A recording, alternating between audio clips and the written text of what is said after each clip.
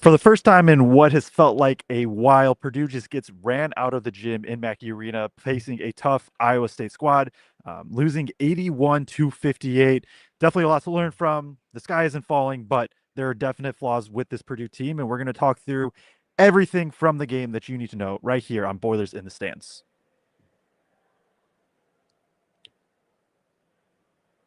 Welcome back to Boilers in the Stands. I'm your host, Joe Jackson. Alongside me, as always, is my co-host, Kraig Bowers. Obviously, not the result Purdue wanted at a game where they basically just got punched in the mouth. Not right away. It was a back and forth for the first 16 minutes or so. But closing the first half to start the second half, especially, Purdue simply just got punched in the mouth. This is a really good Iowa State team.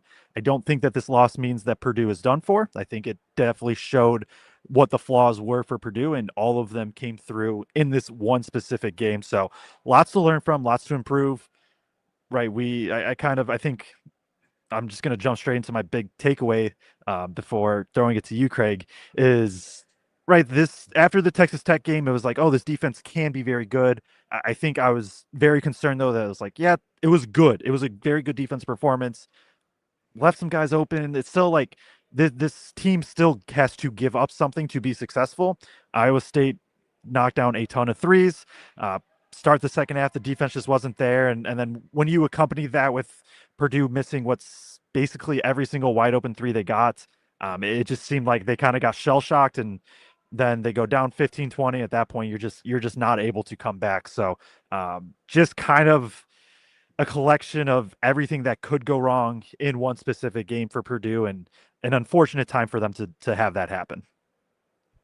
Yeah, and defensively, like in the first half, I felt like they held up for the most part until right towards the end of that first half when Iowa State got a few kind of free looks. But I mean, if you told me that Purdue was going to hold Iowa State was on pace to score 70 points, that Purdue was going to hold Iowa State to 70 points, and they were going to win the turnover battle in this game, I'd say, okay, like Purdue's going to score 78 or 80, and it's going to be an 8 to 10 point win. But it just didn't happen. And I don't know. I'm really interested to hear as we get into some more specific breakdowns, Joe. But, something obviously was different out of halftime. And I don't know if that's breakdowns from Purdue or if that was things specifically that Iowa State was doing offensively that kind of opened the floodgates because, yeah, they were getting into the paint a little bit in the first half. But, man, in the second half, it felt like they were getting into the paint at will, especially in that first 6-7 minute stretch. And then Purdue was in help and help and help.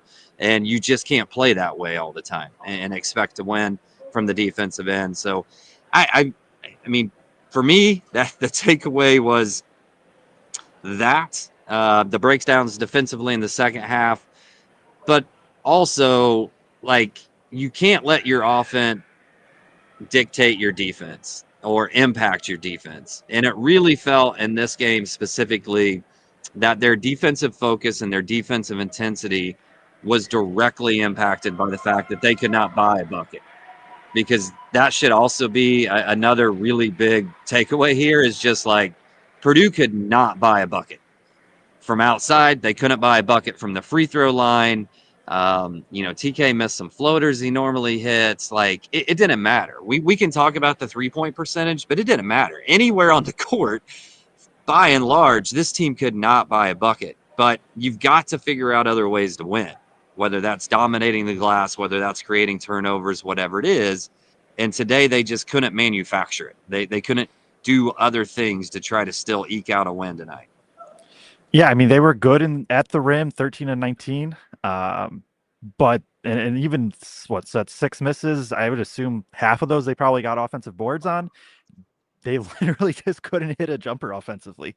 And right, I think kind of for me personally, kind of throwing out the final 10 minutes or so, whereas at that point you're just like it was kind of just over. But right, that first 10 minutes of the second half, the closing stretch, I mean, really all the first half, just like I thought Purdue was getting pretty good looks consistently, and it was just like, yeah, they're not falling. And even the first um I think the first 16 or 17 minutes of the first half, like Purdue's defense was solid. Was it elite? No, it's never going to be elite, but I think it was solid. And was sitting next to Isaac Trotter of CBS, and he was just saying like Purdue forced 9 turnovers through the first 17 minutes. And then after that, it was like, I forget the exact number he said. It was like 21 straight possessions that Iowa State didn't turn the ball over and they scored like 38 points on them or something.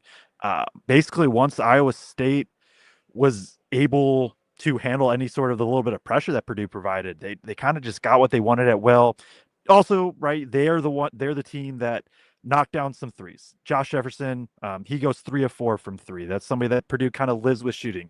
Killian Toure hasn't been an awesome shooter. He goes 3 of 5. Nate Heisey knocks down a three. So they get the contributions there. That does not explain away all of Purdue's defensive deficiencies by any means, but I think it was just a poor effort. You get the bad variance, shooting variance, and like when you put those two together for this Purdue team that, like you said, right, the offense is the identity. This is when you just get a game like this, and uh, right, the big three. Braden, I think he played solid. I think some of the turnovers was just because he was literally forced to press at some point in the game. But outside of that, Fletch goes 2 of 8. He has 5 points, 3 assists, 3 turnovers.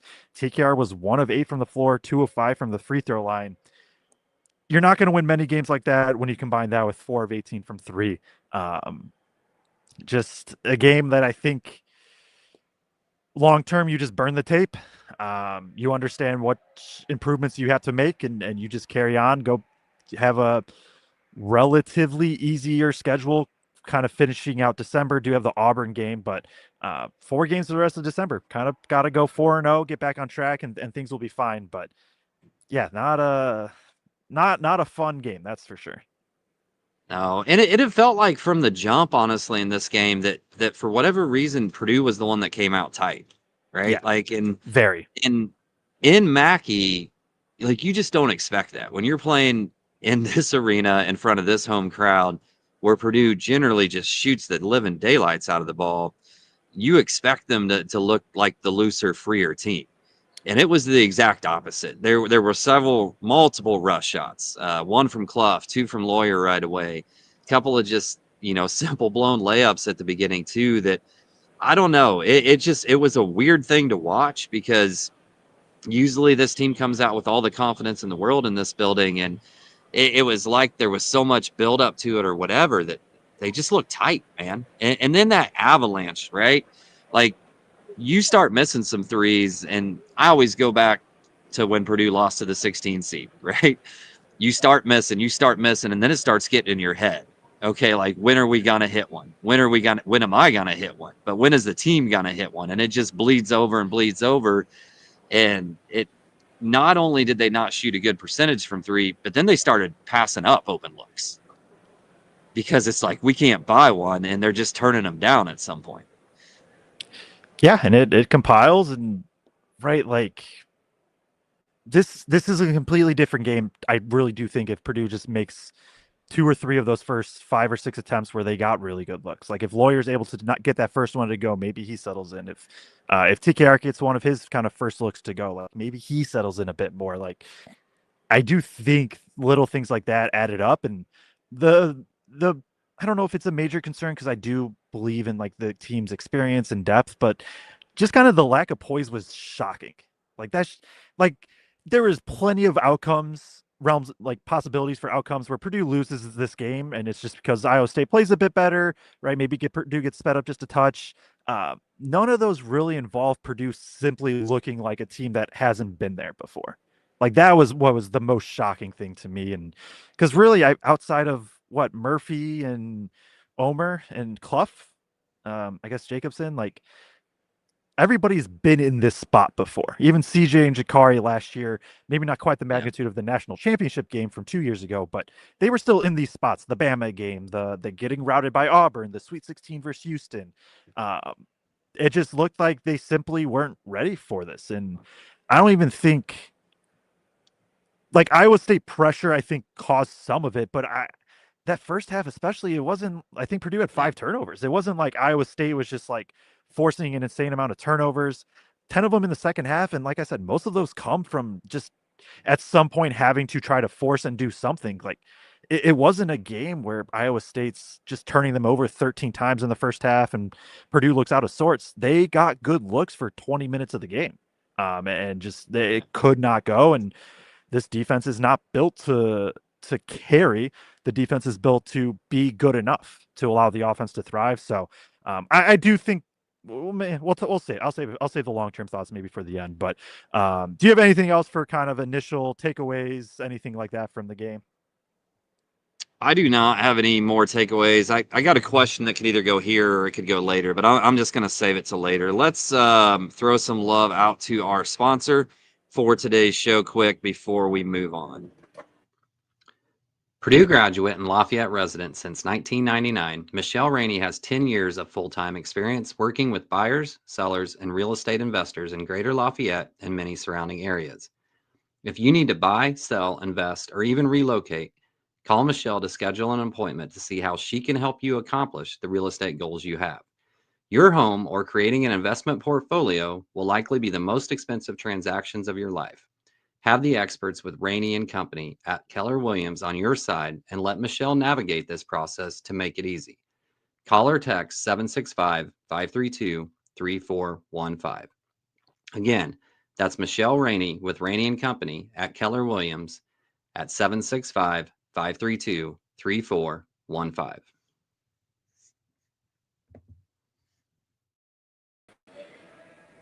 All right, so thank you to our sponsor of today's show. I think I kind of want to keep it a little bit high level, maybe talk specifically with some of the offense, some of the defense. As I don't, we'll talk about a little bit of the offense, a little bit of the defense. I do think, right, Purdue for 16, 20 minutes got good looks. Like I said, Iowa State was getting whatever they wanted offensively. And then it kind of flipped in Avalanche. But I thought in that first half, especially Purdue did a good job of um, navigating kind of their offense. I thought Braden was good of handling some of the pressure, getting guys open from three. Defensively, it fell apart when Iowa State just pretty much got into the paint whenever they wanted. They came out to start the second half. They ran what I would call like wedge empty, basically an empty pick and roll where there's nobody in the strong side corner. I think they ran it three straight times, got 2 threes in a layup. Basically where the defense just was completely out of position. The defense, I thought with Purdue trying to be more of a high hedge in this game, there was just no backside rim protection, and Iowa State took advantage. And then offensively, I think the one thing that stood out in the first half specifically is Iowa State did a great job of just pushing Purdue out, where Purdue still got to their looks, and Braden, I thought, did a very good job for the most part of handling in that first half. But he was working from 30 feet out or 35 feet instead of that 20 to 25-foot range that they're more accustomed to. Every pass felt like tough. Every kind of pick and roll, Braden really had to draw out the big, and he did a good job of it and finding the guys in the times that he did. But then nobody's able to capitalize, and it just felt like like Gabe Kripe says, it did feel like Iowa State was pushing Purdue further out, caused them to catch further away from the basket than they would have liked. Either if turnover numbers weren't super high right away. Yeah, like oops. The turnovers weren't necessarily the issue right away. Okay, I have no idea what just happened there, but Joe temporarily went away. He is getting back into the studio now. There we Are we go. back, Joe? Yeah, like it like I don't even know what it just kicked me randomly. But that's kind of like my overarching for the offense and defense is right. It's a lot of pick and roll. I would have liked to have seen them try to get a little bit more like those middle post ups, or some of the high lows. Like Clough, I think's a good enough passer where he could be the guy passing to TKR down low. That's like the one thing that I would have liked to see Purdue try to push the button with a little bit more is just getting in the middle of the floor with the post up ceiling. I think they started to a little bit late in the game, but that's the one thing other than Purdue just maybe knocking down an open three, would have liked to have seen earlier. Just trying to get TKR more involved that way instead of having him uh, really be. I mean, he posted up a couple times that they're always going to double from the baseline. Really, outside of that, it was just a lot of short rolls. I feel like, and then some offensive boards. Yeah, and I mean, just tough go around all the way for TKR here. And I thought the double really flustered him. The fact that they were sending two at him all the time, and then he did have one or two matchups 1-on-1 against Jefferson, and obviously he draws that quick third foul in the second half. But there were a couple of other times where Jefferson just kind of bothered him 1-on-1. It was just a tough outing in general there for him. I I'm with you on the high low. Like I thought that worked really nice a couple of times. I think there might have been one turnover out of it, and maybe that scared them. TKR They kind threw of it went away. once. Yeah, might have went away from it a little bit too quickly, but um, yeah, I don't know, Joe. Like there wasn't a whole lot that went right today. Well, Obviously we can blame a lot of it on just like dudes were missing shots they normally hit, but it can't only be that, right? absolutely. There are still things to learn from because there's no guarantee, even if Purdue was making shots, they still win this game the way it went. Um, Right.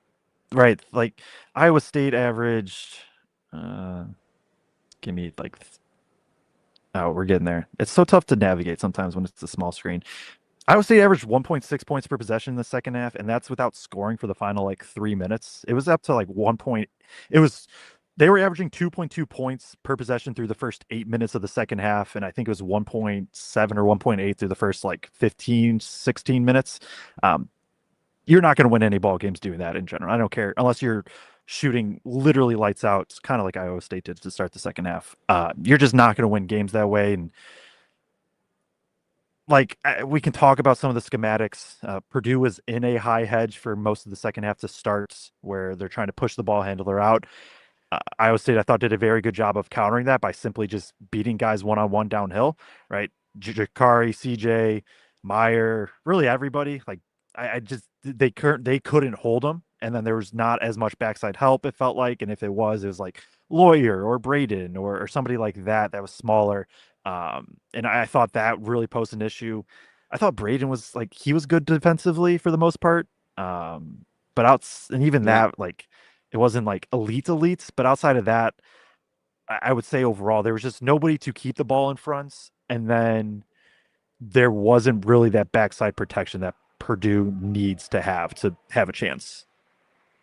So I did write down that question for you specifically, Joe, because we come off that first half. I think we created nine turnovers or seven Yeah, turnovers in that none. first half.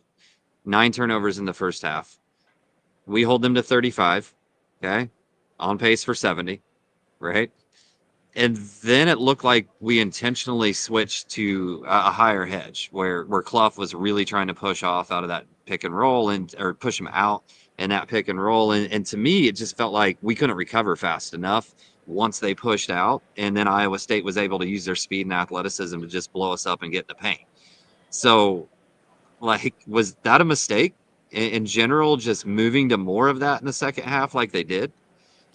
I think if I'll have to rewatch to fully like no, but it felt like right in the first half. I like that they mixed it in. It wasn't just every time. It was like, hey, certain actions will be in a high hedge just to kind of change up rhythm, change up the pace. But then we're gonna play more conservative. Maybe it was just like it's not even like Iowa State shot well from three. They shot 4 of 11 from three in the first half. It's not like that's blistering by any means. I do think it was some of a mistake, and I think Iowa State countered it very well to start. Like the play that they ran. I mean, I can try to draw it on the board. Um, with TJ Otzelberg one row in front of me, but Yeah, I saw that. we can, if you have All anything right, for the next Joe. second, give me a sec to try it. Yeah. All right. Jackson's going to get out a whiteboard and break down the schematics of Iowa State while their head coach is sitting one row in front of us. Yeah, maybe the most nervous board we'll ever have in my life. Probably if I had to do one for Painter, I'd be more nervous, but there's no way there. It's something like Hold this. on. Go big. Go big screen. Yep, Why am I? we can still hear you. Go ahead. So it's reflection's terrible, but it's basically this. It's this like empty pick and roll look. And what Iowa State did to start was essentially, right. They would cross screen here, and then this guy would come and set the screen. So right where this guy's now coming to set this, and I'll move to the next step. So you have the screen here. This was Clough usually. He was in that high hedge, and then it was something like this. And basically, like I don't remember the exact specifics, but so this was wedge empty, so empty corner pick and roll, meaning there's nobody here. And Purdue, I thought for the most part did a good job of like they would stunt in and then recover, um, for the most part. But here, with there nobody being here, right? This is where like the third time that this happened, I know ball like I think it was CJ tries to kind of cheat over, and just burned him backside. And this was either Fletcher or Braden. I think every time they kind of positioned themselves so that way one of these two was TKR. We know Clough's here. Like you can already see very clearly, there's literally nobody in the paint right now. I think that happened one time out of this, right, where this I'll write the name up here so we can reference it. So with again Purdue in this high hedge, I think Clough got out a little bit too far, and you saw him split. And basically, once the ball handler gets here, right, all bets are off. You have to send help here. You have to dig in a bit, and that's where a kick can happen. I think they hit one or two threes out of this possession, and so right, the first two times they kind of split, get in the middle, get a layup, get a three. Next time CJ tries to kind of stunt over, and then I think it was Lipsy, just burned him completely, refusing the ball screen, getting downhill, getting into the paints. And that was how Iowa State started the second half. Was I believe running that either three straight times or three out of the four possessions that they went to. And basically that empty corner pick and roll combined with the high hedge that Purdue was going to, there was no backside help. Purdue's guards weren't good enough to be able to keep the ball in front. And then once that happens, as Painter always says, you can't live in help, and that's exactly where Purdue was. So then Iowa State gets off to whatever it was, an 8-0 start or something sort of like that, and Purdue just gets punched in the mouth, and basically from there, right, all bets are kind of off, and Purdue was never able to recover. So I think that high hedge, like if you can have TKR on the backside, you can make it work enough, or if you can have enough ball pressure from your guards, as my camera's just not in focus right now. If you can get enough ball pressure from the guards to kind of keep them out, which I think they did a little bit better job of the first half doing, then you can live with it, right? Because then it is pushing the ball handler back. You're able to then have time to recover, but at the same time, when that doesn't happen, now guards are getting to the paint, and that's when it's Lawyer, when it's Braden, CJ, Jakari, Meyer. Like those guys are the ones that have to like quote unquote protect the rim. And right, that's exactly what a team like Iowa State would want. And drive, kick, drive, layup, whatever that they wanted. Iowa State gets super hot. Iowa State's able to continue from there. So I was surprised that Purdue went to it as much as they did to start the first half with that high hedge. But right, it's one of those things that happened. Iowa State took advantage immediately, and that's how I think the game really got out of hand. Yeah. Do we want to get into some team stats quick? Yeah, let's do it. Oh man, I forget how small it is when we do it like this. And that's not even the right one. I'm out of sorts too. Purdue, surprisingly, they do grab one more board than Iowa State, which again, given the score, you just wouldn't expect, but it is what happened in this one. They win the rebounding battle Well, 33 Joe, when you miss as many shots as Purdue did, you're going to have an opportunity to get more rebounds. So, but their that's offensive true. rebound and their offensive rebounding percentage on KenPom, it shows now too, was a couple of percentage points higher than Iowa State still. So, not Yep. terrible job on the boards by any means. No, it definitely was not the reason that they lost this game. They have 17 assists compared to Iowa State's 19. And when you account for how many shots that they made, it is impressive how many assists they still got. Purdue, I mean. Other big ones, 15 turnovers for Purdue, 12 for Iowa State, although that number was flipped to start the second half, whereas I believe Purdue had 5 in the first half. Iowa State had 9 in the first half, if I remember correctly. Yep. 17 points off turnover for Iowa State, 13 for Purdue. The big one, Iowa State shoots 11 of 23 from three. Purdue goes 4 of 18. Yeah, is there anything else that stands out from a stats standpoint to you? I mean, the shooting percentages have to jump out, obviously, but we've already talked about that. But I mean, to me, like, right, when we talked about this game in the preview show, we said that Purdue had to limit turnovers. And quite frankly, 3 out of those 15 were like in the last 2 minutes of play, I think, when Painter had kind of pulled everybody and they were just trying to get to whatever they possibly could at that point. And we said that we thought Purdue had to win down low. right? They basically come up even in rebounding +1. To me, I really felt like coming in this game, they needed an advantage, that they needed to be +5, +6, especially offensive rebounding, be plus several, and really dominate second chance points. And Purdue had 13, Iowa State had 7, so maybe you can say they win that. I still felt like they needed to have a more decisive advantage in that regard in this game, and I felt like watching that St. John's game, I really felt like they could. And I don't like TK. I think finishes that first half with 7 rebounds. Fluff had 1. And I just really felt we'll get into player breakdown a little bit later. Not that we're going to get real in depth with that because, like we talked before the show, it's just going to feel like we're kind of beating up on everybody a little bit. But I felt like Clough didn't match the physicality right away. He, like I said, finishes that first half with just 1 rebound. Really felt like it took him a while to get there and maybe never did to the point that he has in some of the other games where we've really seen him get physical and dominate down low. Obviously, he picks up 2 fouls, has to go to the bench at some point in there, which impacts it a little bit. But I think he's got to come out ready to throw the first punch and really assert himself in that regard.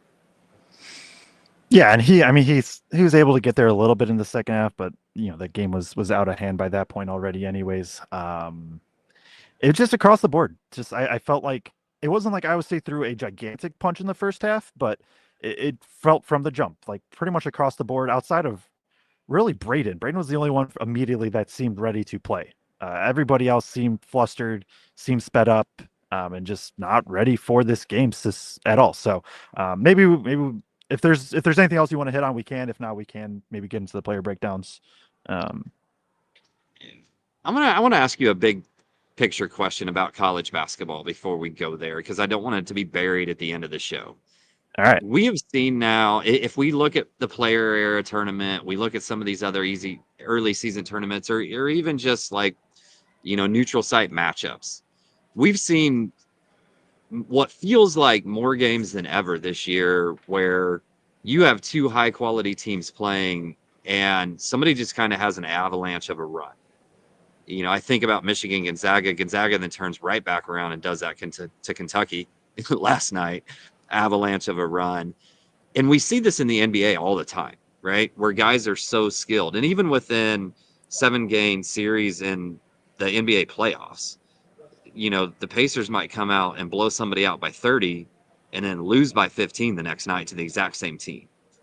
It feels like we're getting there a little bit more in college where, like, if you come out and you're having a really bad shooting night, that there's enough skill and talent on the top teams with the ability for people to transfer and everything else. And there just feels like there's more skill staying in college.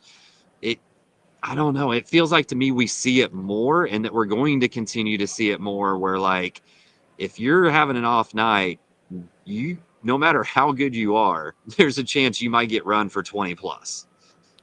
I hadn't thought of that, but I do think that's a very fair kind of thought to have. Of the players are just getting so much more skilled across the board that right. This isn't college basketball from 15 years ago. Like these teams are very, very good at what they do. The players are the offensive strides. We see it in the NBA, but like it's coming to college at a maybe a little less extent.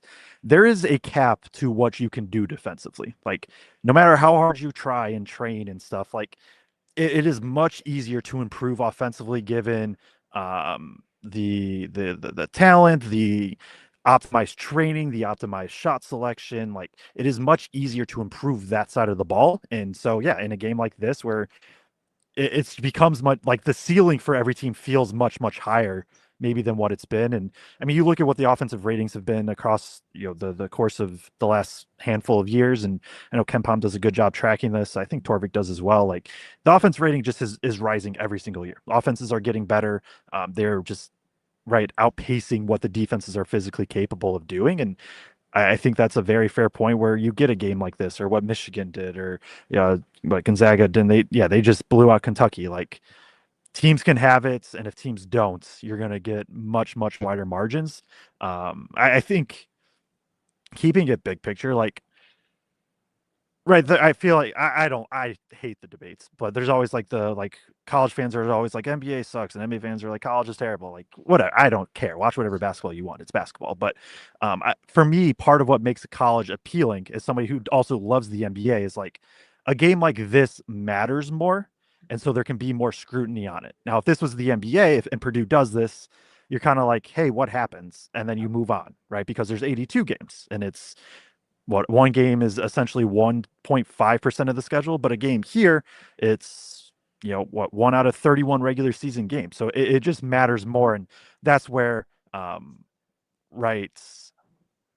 If there was a larger sample size, I think you can give less to this, but there isn't, right? There's 31 regular season games, 5 of them are bye games that you don't really find out much anyway. So 26 games, 25 games, we'll call it, that are meaningful and impactful on how you're viewed. And um, keeping it, with the blowouts, those can affect things, how things are looked at. So Yeah. And went a little bit off obviously topic, with but yeah, and obviously in college we have a single elimination tournament, right? So yeah, so that makes if we're headed more and more that direction, it makes having a bad shooting night and being able to have these kind of swings from one game to the next makes it tough, man. When we can't have an off night in the NCAA tournament. You have to nope, string together 6 games. And I know you guys have heard me say on this show before, I think the NCAA tournament is the greatest postseason in all of sports. I also think it is the worst at picking the actual best team. But that's a whole nother topic for another discussion. So yeah. anyway, Joe, where do we want to go? Where do we want to go from here? Player breakdowns? Yeah, let's call out a couple super chats. Salty B says with $5 says, I just want to crawl back into bed, turn the lights off, and pretend this never happened. Hey, I did just say it's a short season, but it also is a long season still. Purdue plays a couple big games or bigger games in the next couple weeks. But yeah, definitely not a fun time. SLK Boiler says 9.99 says this is for your level-headed takes. Now just give us some positive future takes so we can have something to hold on to. I have some. There will be some positive spin maybe towards the end, but as we get into player breakdowns right now, there's not a whole lot of positives to take away. And I'll throw up the stat sheet here. Let's start with maybe the one player that I would feel comfortable saying had a solid game. I do think the turnover numbers are a bit inflated, like I said, with just simply having to force every single thing. And that'd be Brainsmith. 11 points, 5 rebounds, 8 assists, 4 steals, a block, and then also the 6 turnovers. Goes 5 of 9 from the field, 1 of 2 from three, misses his only free throw. I thought he did a really good job of that first half he got Purdue so many good looks. He really did. Like he got Purdue a ton of looks. He dragged out the big really well against in their kind of flat hedge. Once or twice he got caught being really trapped. I think one of the turnovers probably should have easily been a foul.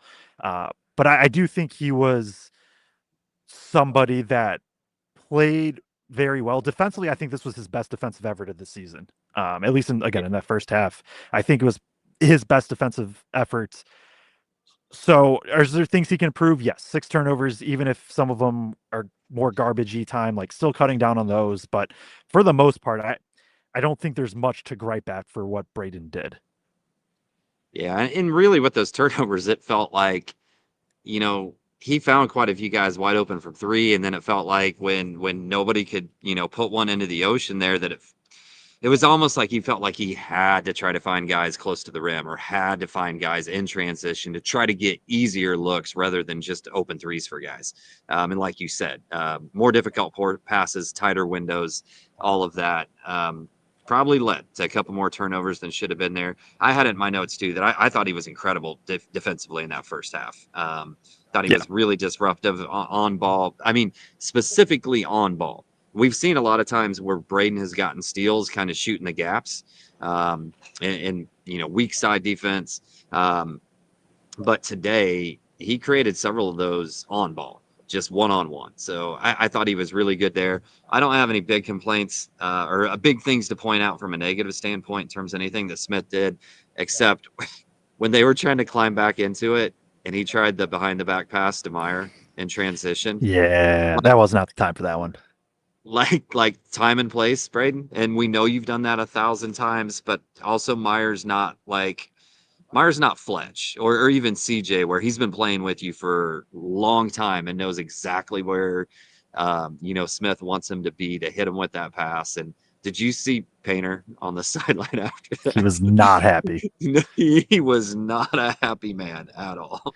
Yeah. No, that's a good call out. That one was completely unforced. Just that one was on Braden. But yeah, I think we would both agree Braden, out of everybody that played, Braden probably had the best game. Um, Not a perfect game, but still a very good game, especially given the competition. It's just kind of as we get into some of the other players. I think let's go to TKR. I feel like that's kind of where we have to probably go next. Somebody who did struggle this game, 4 points on 1 of 8 shooting, 2 of 5 from the free throw line, had 9 boards, 5 of them offensive rebounds. So he was able to get going a bit there. 4 assists, 2 turnovers, and a steal. I'll let you go first on TKR because I feel like I always go first on players and I should be a better host and delegate.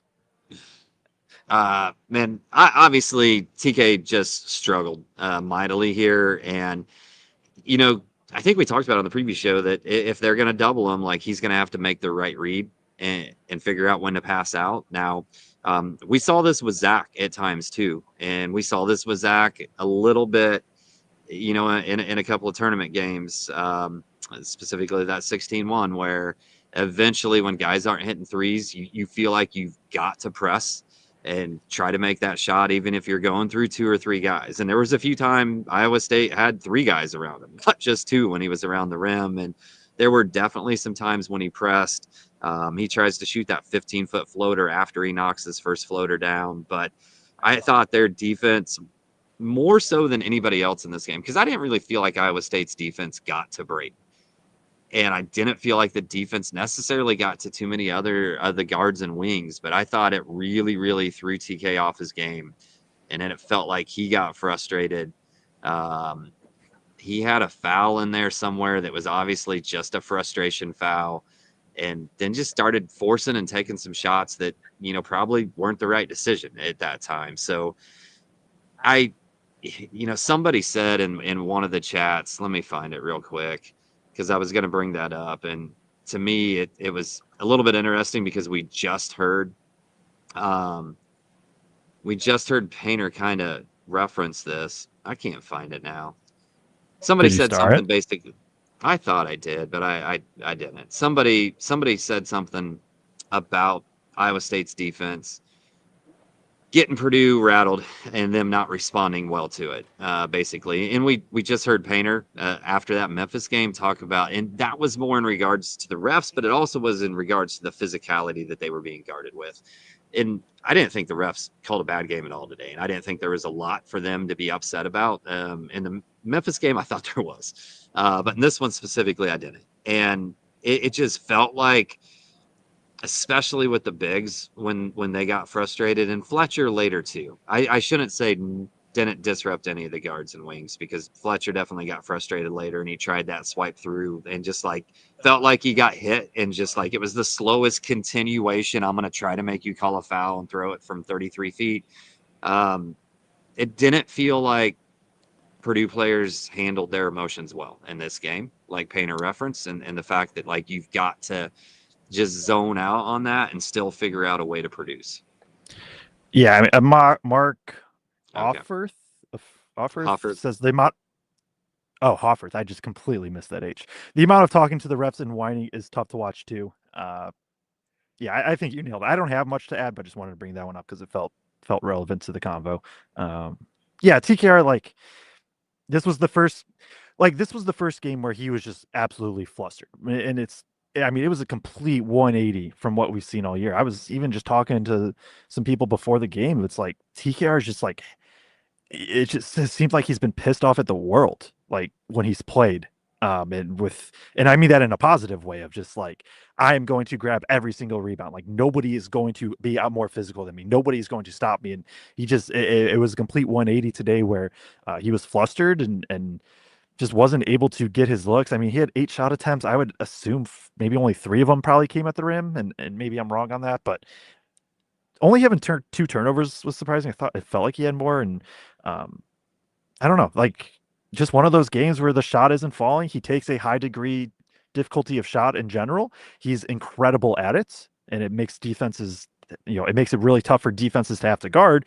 But when it's not falling like it wasn't today, um, trying to figure out other ways to impact, he still rebounded. Defensively, it wasn't great on Jefferson, although I think Jefferson hitting the first two threes is just tough because both of those was TKR did what he was supposed to, I believe, and just right, you're going to give up some shots and it happens. But yeah, just it was shocking to see just how out of sorts he was, given how locked in he's been all year. Yeah, you got anything else on TKR? Well, I will say, Eli Heston says TKR was being guarded by a 6'5" guard half the game. Like, sure, initially, maybe he was getting guarded at times by somebody that was smaller. I don't know if they were 6'5", because most of Iowa State's wings are like 6'8". But nonetheless, like, Iowa State's sending a second guy every single time. So it's not just a matter of whoever is on him. They're specifically scheming to try to frustrate him and send multiple bodies at him at the same time. And that's where, and again, right, I I don't think I need to throw in this caveat. I think it's implied. Like I am not nearly as smart about basketball as Painter, so we're just gonna throw that out there. But like that's where I would have liked to have seen some of the high low stuff, and maybe there was concerns with some of the passing angles and Iowa State's length elsewhere because like Nate Heisey was on TKR a good bit, and he is 6'5", and he's a little Okay. stockier, but like he's not. When Jefferson was out, he was oftentimes the guy on him, and it just felt like I'm just surprised Purdue didn't try to get him the ball in the middle of the paint a bit more. That's kind of where I was at with it. Um, I don't. Yeah, it was just a weird game overall. And then when Jefferson was on him, Jefferson was just frustrating him. It felt like absolutely. Yeah. Um, Take it to Cox next. We went positive, negative. We can go back to probably the second most positive player of the game. yeah, it was not a high bar because I don't even think it was like an insane CJ game, but it was comparatively not a terrible one. 7 points on 3 of 6 shooting, knocks down a three, 2 rebounds, and assist to steal. I think the defense was hit and miss. Like sometimes it was good across the board, really, besides Braden. Sometimes it was good, sometimes it wasn't there. Missing the first open three was tough. I don't know. I don't have too much more. What do you got on CJ? Because like you said, yeah, he's probably had the second best game out of Purdue players when you take into account when some of the shots went down. Yeah. And I mean, defensively, I mean, what were your thoughts? Did you think he was okay today? Not necessarily great, but okay or bad? Like, where were you at on him defensively? I think I think the good was really good. I think the bad was really bad. Like coming out of half, I mean, there's a couple plays I highlighted where he just Yeah. got burned. But then there were like, Yeah. right, I think saying just that discredits, like in the first half, I thought he did some things positive. Some of the rotations were solid. And I is maybe lump Jakari into that specifically. Like I think the same goes for Jakari, where sometimes it was just like, oh yeah, he got burned, and other times it's like, oh wow, that was really good rotation and staying on ball. So that's it was a very it felt like a very wide range of outcomes today. Whereas usually CJ's maybe not like elite defender, but he's just like steady good throughout. Yeah. And Salty B brings up, why wasn't Cox on the floor more? I don't get it. I'm not necessarily going to go with the fact that he thought he necessarily needed to play like 30 minutes or anything in this game. The one thing I will say that every once in a while I'm just like, why did we yank the guy out that just hit back-to-back shots?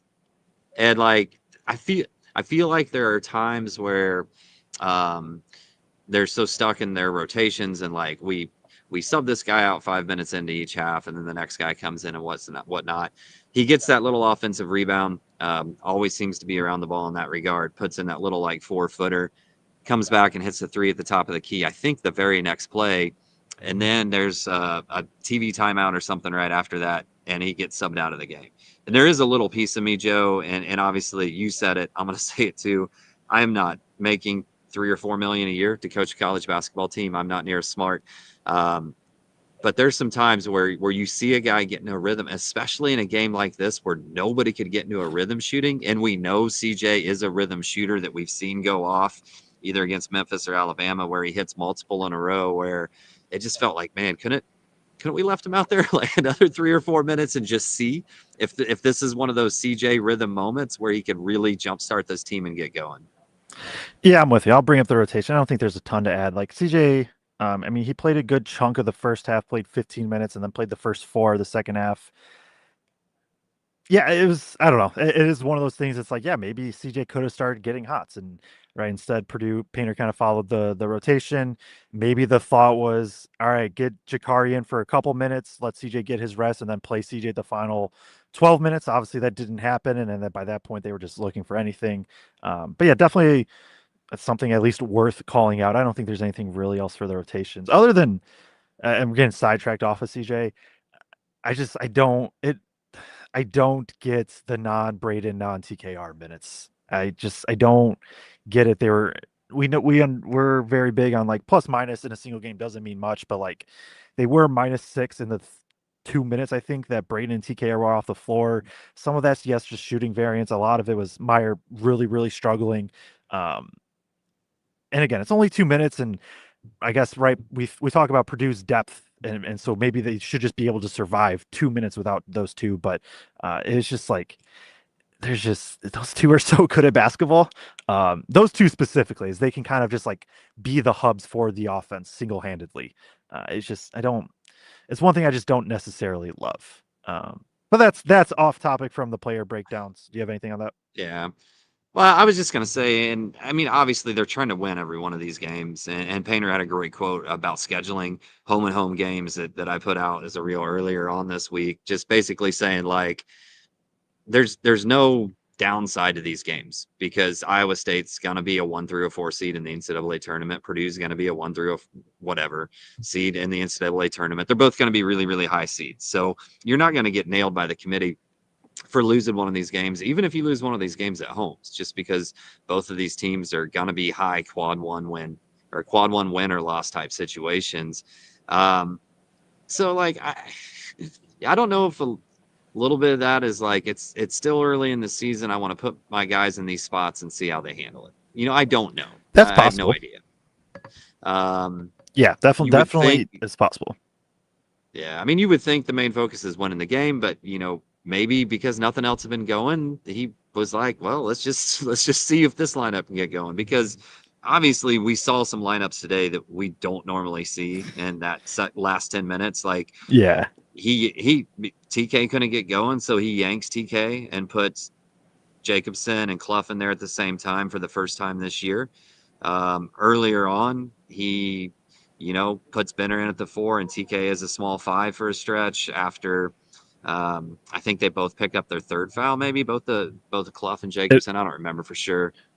it was I know Jacobson for sure had two, and then I think Clough had one or two, and that was also when Iowa State went small because Jefferson picked up two. Yep. Okay, yeah. So that was at the end of the first half, right? So Yeah. definitely saw a couple of different lineups than what we normally do. I mean, the Clough Jacobson thing looked purely to be like, all right, if TK's not going to get going, let's throw the two Th- bigs out and see what happens. That was oh man, what was that? That had to be 21. That was do you guys remember the COVID loss at Michigan? Where it's like it was rescheduled and Purdue was just playing like it was like 3 games in like 6 days or something stupid. And that was like the only time we ever saw Travion and Edie on the floor together because they were just getting cooked and it was like, all right, might as well see what happens if both bigs are out there because there's nothing to lose at that point. Oh, the other one other thing maybe with right, and I'll preface this, and maybe this can transition to Lawyer, and talk about him a little bit. Lawyer obviously did not have a good game whatsoever, and I'm trying to pull up the stats. 5 points on 2 of 8 shooting, 1 of 5 from three, 3 assists, 3 turnovers. Not good. Like probably his worst defensive game of the season, just his worst game by far overall. I wouldn't have hated seeing a little bit more of the Jakari CJ combo because Meyer, we'll talk about him, also wasn't going. I think there's an argument, and I know Jakari didn't, it's not like Jakari shot well or anything. I think there was an argument that those two maybe could have got the run with Braden, at least for a stretch, just to see. Um, but Lawyer, I don't know, like Lawyer just missed some open shots early and then defensively didn't have the size to be able to keep with Momchilovich. And you kind of combine those two things, it becomes tough for him to contribute in a big way. Yeah. And nobody, quite frankly, had the size to guard Momcilovic today. No. In terms of who we could put on him if Jefferson was out there with one of the bigs at the same time. So I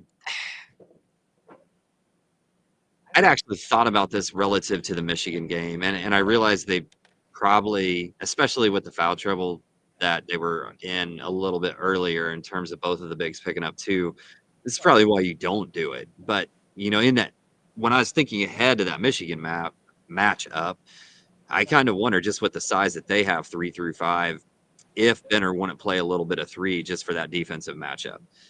And I don't know. I don't know if Benner could have held up a little bit better, maybe on Momcilovic than whoever we threw at him. But nobody was stopping him. And we talked in the preview show. I thought he really, really jumped off the film watching that St. John's game. I'm convinced he's an NBA wing. Like after watching him against St. John's and Purdue, with his size, his ability to hit that turnaround fadeaway, the ability he has to shoot from three. A lot of times he does a little step back or a sidestep.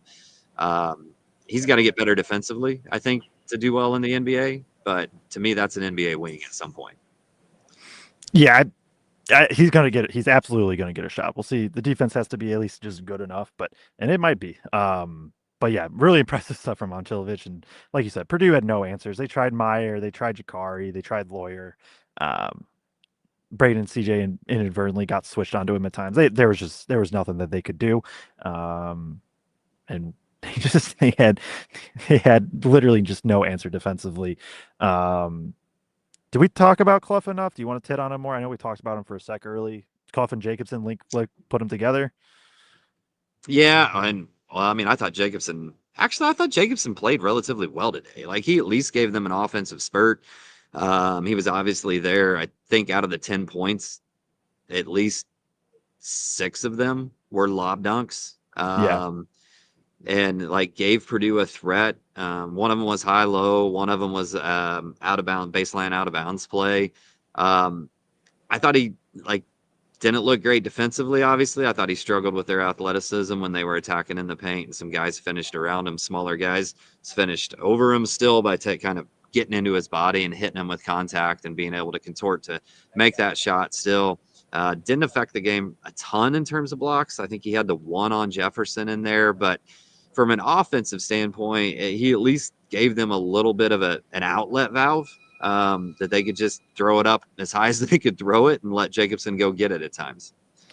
yeah, he gives them the vertical spacing that Purdue just doesn't have anywhere else. And what I mean by that is somebody that you can just throw the ball above the rim and let him go get it. Clough isn't really that guy, right? He's not going to soar too high above the rim, but that was where Purdue had probably their best stretch was just you get TKR on the short roll, lob to Jacobson. Braden draws out the big, lob to Jacobson.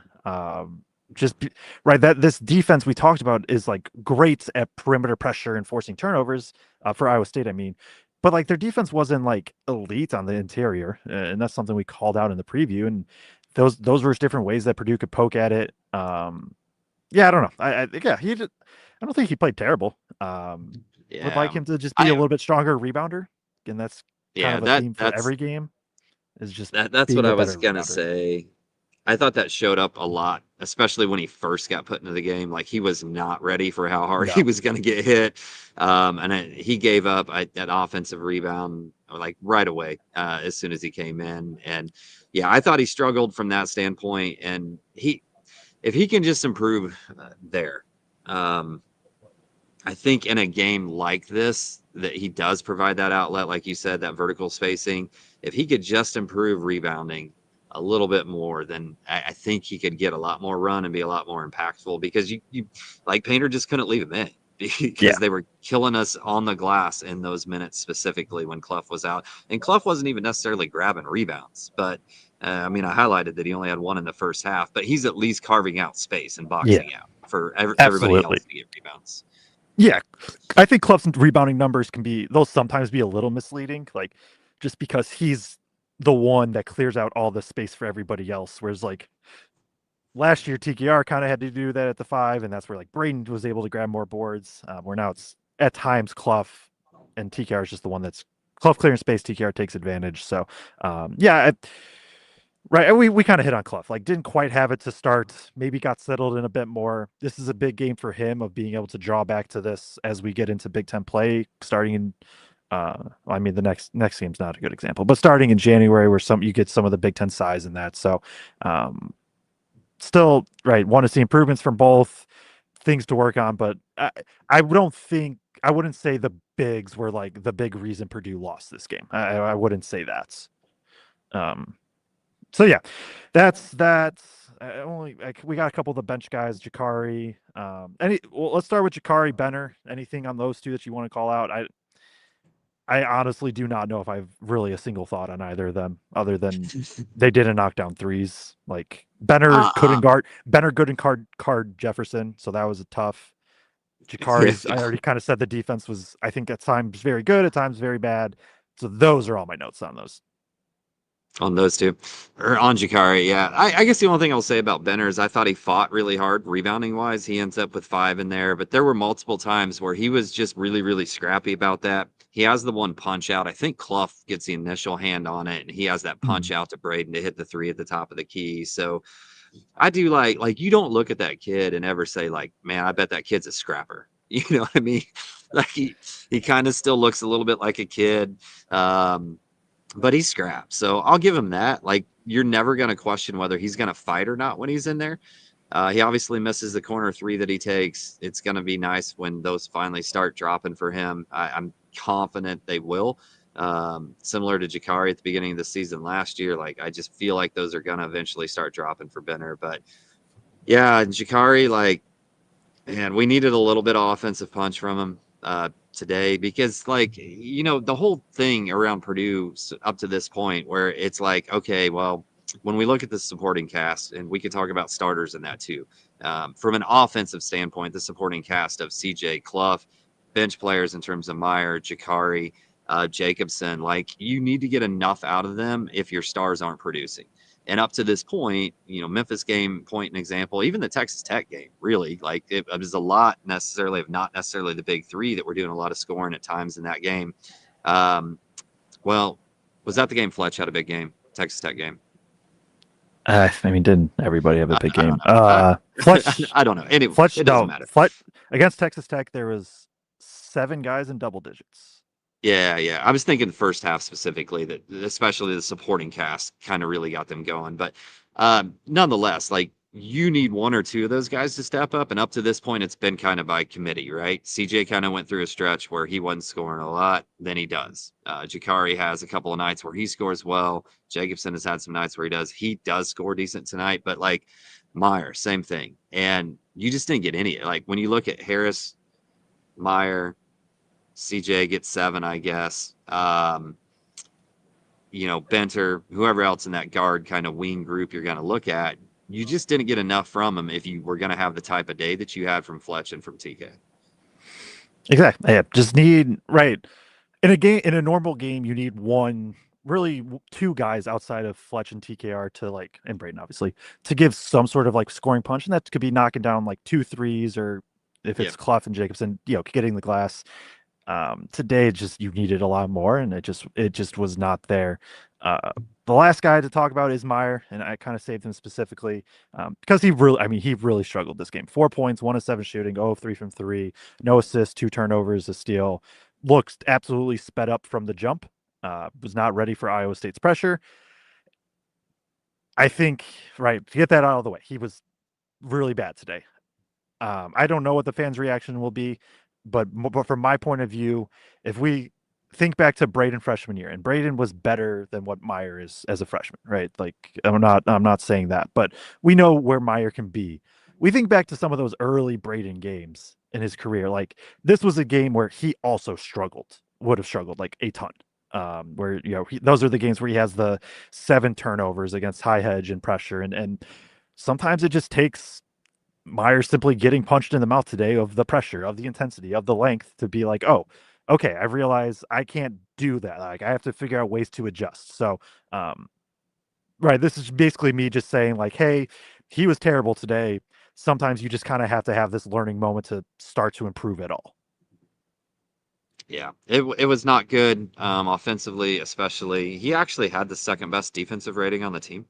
Um, just throwing that out there. Looking at the analytics, but I didn't. For me, nothing jumped out on the defensive end as being um, really bad today. But I thought offensively, it was a really, really rough game. Like you said, he was sped up, had the one really, really bad turnover. He had Clough wide open down low too when he just kind Yeah. of pitches that ball up to Fletch and gets picked off and just gets sped up to the point where he doesn't see it. And we're used to Meyer kind of seeing those passing angles. But, to me, Memphis in this game are the first two where he's had to really face this type of pressure in a college game. I thought he handled it better against Memphis, obviously.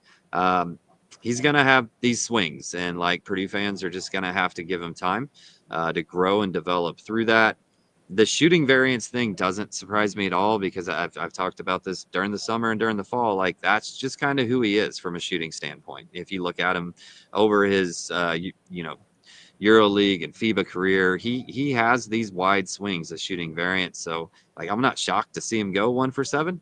He's going to have some games like that until at least he's a more high volume shooter on this team consistently. That's not going to happen this year. So I just expect it, I guess, a little bit this year that we're going to see games where he shoots lights out and we're going to see some where he doesn't. Obviously, I think when he gets to that mid range shot, you're going to have less variance than when he's shooting a higher percentage of threes. Yeah. Just quick side note on Meyer, because I think I don't got much to add on to that. Like, I think we kind of nailed it. Um, KenPom, they have like their similar player profiles, and just they've started to populate because there's more games now. And Omer Myers, two of his top three most similar profiles is Dion Waiters' freshman season and Donovan Mitchell's freshman season. And just kind of looked at the stats, like, oh, they were similar. It doesn't mean play style similar. It was just was not Yeah. expecting to see those two names for them. So that's the player I, breakdowns. no, Oh, no, no, no. We got to talk about one more. We got to talk Liam about Murphy. Liam Murphy because solely of this fact.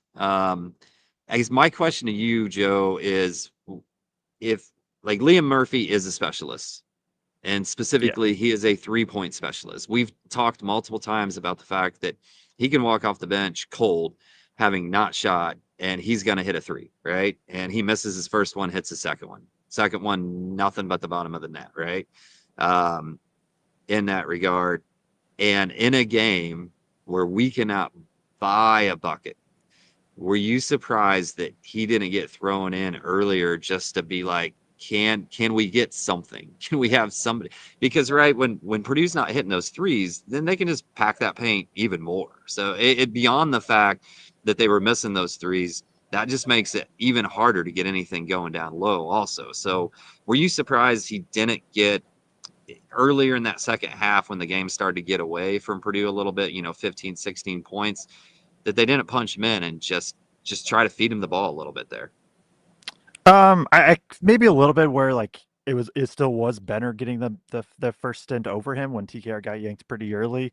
I think there's an argument probably to be made that hey, maybe he should have just gotten the run. I think my guess, and right, this is I don't know, but my thoughts. Like I assume that there's a pretty big drop off defensively from Benner to Murphy. Um, and right, we already talked about Benner's maybe not like great in the at the 4 spot, so I assume like that's just what holds him back. But yeah, like if Murphy isn't going to get in this type of game, then like really when is he? Is he basically at this point just going to be out of the rotation fully? I know I talked about that a lot at preseason of just like I think that's where he ends up, but this is the game. This is the game where you go get what is he the 11th man on this roster or whatever. Like this is the game or 10th man, I guess. This is the game where you go for get a guy like this and just see if he can rattle off a couple. It's not like the defense was good anyways from everybody else. Gotcha. I would have liked to have seen him just throw him in a little bit earlier and just if you can't get any of your guys going from three just because we know what he is and like nobody was defending at that point anyway. Like, well, so why not try it? Why not throw him out there? But nonetheless, like if he was a guy that needed to get in a rhythm and get multiple shots up, I get it, but he's not. he can come in cold and knock one down. So that's where Yeah. my thought is on that. I know you kind of had some like big picture, long term type things that you wanted to talk about. This is your moment, Joe. Right now, this is your moment to talk all Purdue fans off the ledge who are in the comments on the ledge. Yeah. And I'll say there's a couple comments I have. I'll save them for specifically some of the start comments or some of the comments I know we'll bring up. But right, this is a game Purdue got punched. Purdue was the worst team. Like all of this, Purdue is still an incredible team. We look at right point A, and we already talked about them. Gonzaga. They lose by 40 to Michigan. They then beat Kentucky by 35 the next game. Right, one loss does not mean your season's over. If if I wanted to take a positive spin on it, it would be that all right, this team of especially like TKR, Fletch, Braden, and we talked about Braden still had a solid game, but right, they know what they're capable of, and they know that they can kind of get to it when they want, and maybe this is the wake up call for them of like, all right, no, this is still like still work to be done, still things to improve. This was the biggest matchup and for Clough and Jacobson in their roles, and getting some of the younger guys in like they're right. If Purdue looking ahead at their schedule, um, I think they should win the rest of their games in December. I think at Wisconsin they should win, but it's not easy. And then you get 3 straight home games before heading out west. Like there's a scenario, and I'm not saying it will happen for sure, and I don't even know if it's likely, but that they would win their next that they win their next 8 games, and then they're 16-1, and they can kind of draw back on this experience of like, okay, this is how we're able. This is what we need to improve. This is our wake up call. Let's just get into high gear. It seems like every year Purdue drops one of these early December games. This could just be the one. And when it's gets to as much as it did, right, at some point you just kind of throw away the game. And yes, there are absolutely flaws. The defense is not great. I don't expect the offense to be this bad really the rest of the season, to be honest, but the offense wasn't good either.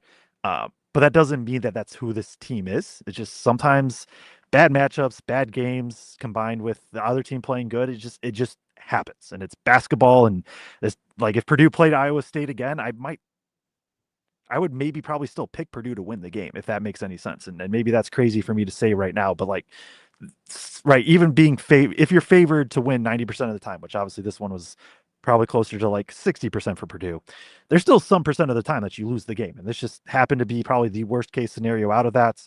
Um, but I think it can be a wake up call. I think it can be a wake up call, an easy way to kind of regroup. You have 4 games over the next 3 weeks, I believe, before getting into Big Ten play or re-getting into Big Ten play. So the season is not done.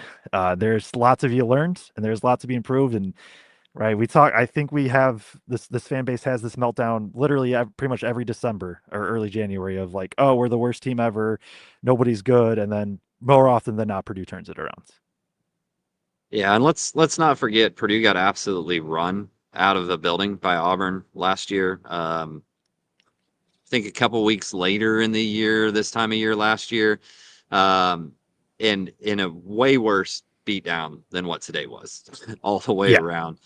And was one shot or one foul call away from going to a fine or an a Elite lead Eight, eight game last an Elite last Eight year. against a Tennessee team that would just came out and laid down against Houston. Yeah. So And this team is significantly more talented and has more tools at its disposal and is much, much better, even if they're not great defensively, is still probably a top 30, top 35 defense in the country and has a chance to grow and get a lot better in that regard. With the fact that you have 3 guys who basically, 2 of them weren't here last year and one of them didn't play at all last year. So, other yep. than a game and 2 minutes. So, I would I, not throw the season away by any means.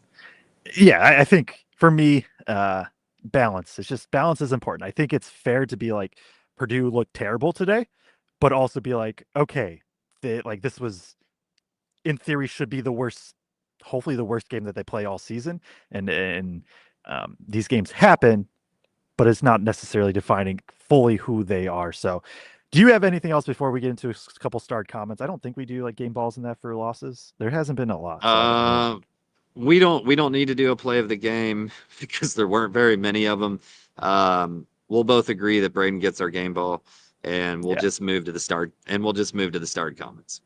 Yep, sounds good. And I'll just read them and you jump in with kind of whatever comments you want, Craig, with them after. Yep. DZE Fets says, I think this team might actually be overconfident and gets flustered when truly challenged. Um, I don't fully agree. I get where they're coming from of like, is this basically it's circling the word, is this team soft?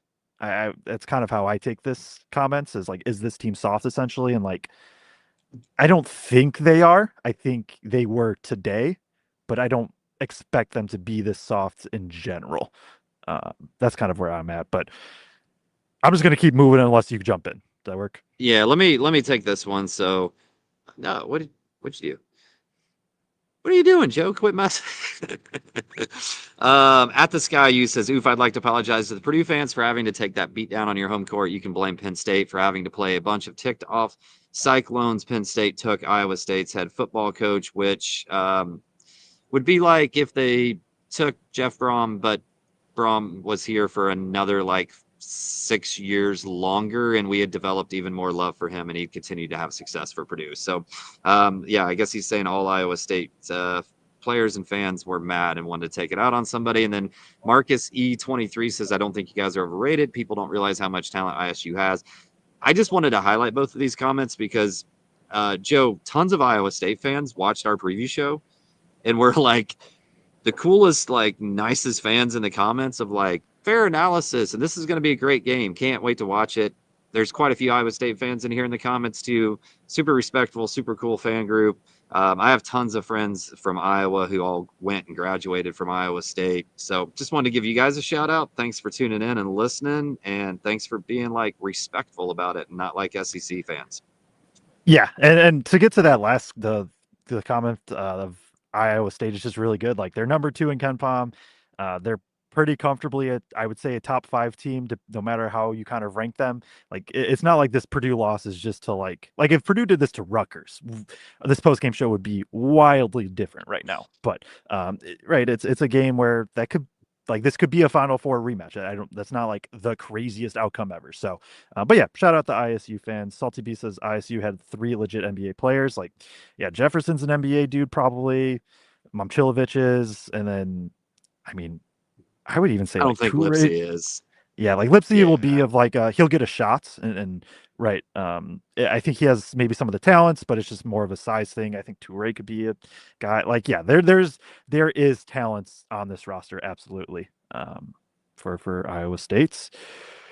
Ellie Heston 6735. TKR was insanely flustered. I think we kind of went into that. Like, yeah, he absolutely was. And just was a tough game for him. Matthew Keller says we make 5 more threes and hit 4 free throws. This is a different game. Purdue's a 40% plus 3-point shooting team. They won't shoot this bad this much this year, right? I don't want to over be like, oh, shooting variance is why Purdue lost, and because it wasn't fully, but Purdue took 18 threes, like 16 of them were really good looks, and 13 of those they missed. Like there's in a normal night they do probably go like 8 of 18, and this game is even if they don't win it's a little bit different. They also go 6 of 14 from the free throw line. Making shots, and it's crazy to say, but it does actually help win basketball games. Did Braden Si- did Braden's foul, or not Braden, Fletcher's foul attempt, did that go down as a turnover or a 3-point attempt? Just I would random have side question. I would have to look up the play by play, but I assume a shot attempt. Okay, Um, okay. but Because that would that be was one of the two bad ones. yeah. Yeah, no, that was definitely a terrible one. Meyer had one also. That was a really bad take. Cy Logan says, I just struggle to see how this team ever wins against a big athletic team as per every year. I mean, I don't know if maybe Bama and Memphis isn't good, so that's fair. Maybe Bama just doesn't count as being a team they get a win against. Maybe that's where that comes from. Right. I think there's fair to say like Purdue is going to struggle more against these types of teams. I think it's unfair to say Purdue can't beat these teams because every year they do end up winning some of these games, right? You look back to Houston Sweet 16 last year, and we already talked about Purdue is a better team than last year. Nobody gave Purdue a shot, and right? Purdue had every chance to win that. So I think it's fair to say Iowa State is a bad matchup, but also like I don't like if you play this game out a bunch, Purdue wins a handful of these games too. Is kind of my take on it. Yeah, And and specifically with this Iowa State team, like Monchilovitz is a 6'8" 3-man that can shoot the ball yeah, and can take people off the dribble, and Jefferson is a big 6'10". Is he 6'10", 6'9"? six I don't know nine, what he yeah, is.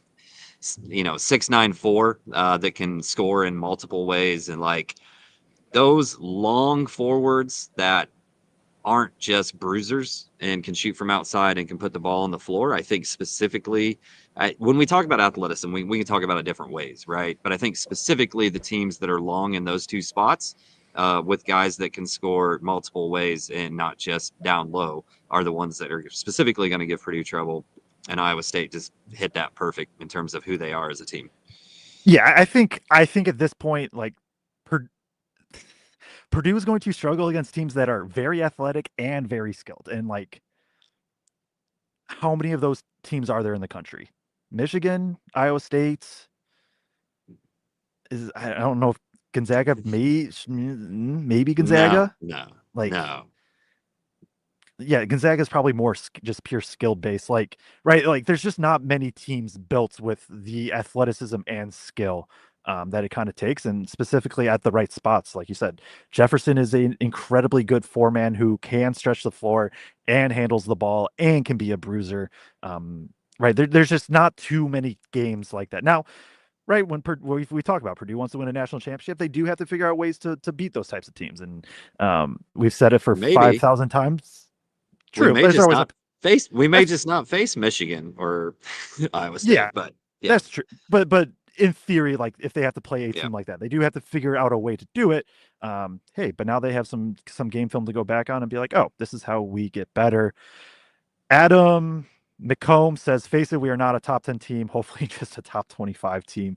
Um, my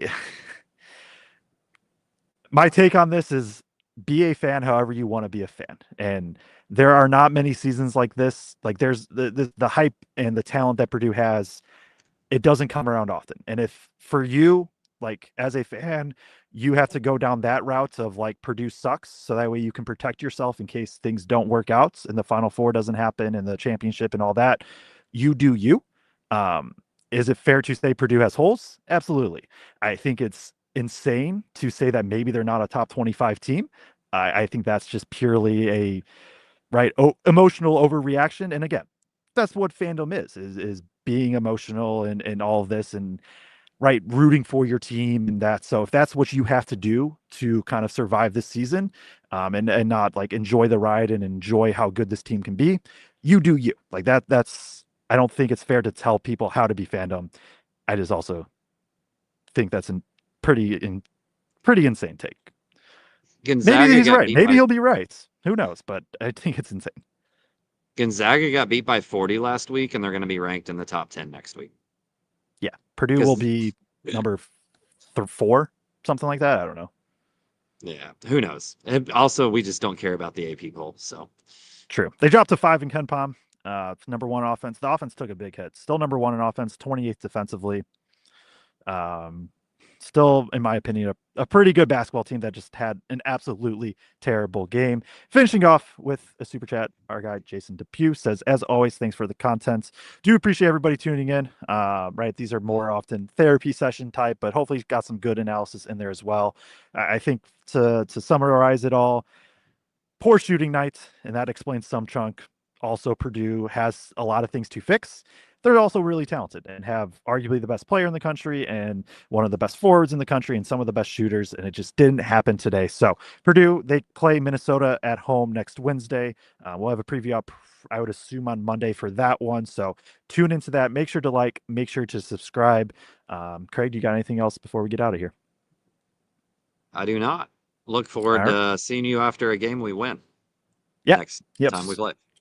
Yeah, should hopefully. But yeah, we'll have the preview up for Minnesota. Like I said, Monday post game show will be after the Minnesota game. That is a 7 Eastern tip on Big Ten Network on Wednesday. So we'll be live shortly after that. And yeah, appreciate everybody tuning in. being in the comment section, staying tuned after Purdue gets a gut punch, 81-58 loss against a very good Iowa State team. So appreciate everybody tuning in, and we will see you in the next one.